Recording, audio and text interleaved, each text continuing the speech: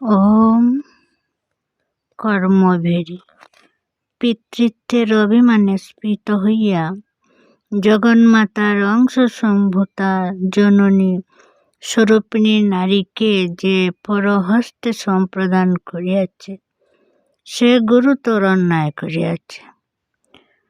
মা কি আমার এতই নগণ্য যে ছাগল মহিষের মতো দান বস্তু বলিয়া গৃহীতা হইবেন?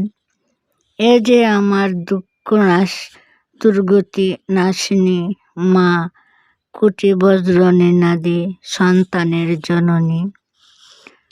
তোমার মত্ত অহংকারে ইহাদের অপমান অসম্মান করিতে পারো, কিন্তু জানিও ইহাদের রোষ বহ্নি যেদিন প্রজ্বলিত হইবে, সেদিন দহনজ্বালা হইতে বাঁচিবার জন্য সমুদ্র সলিলেও ঠাঁই হবে না।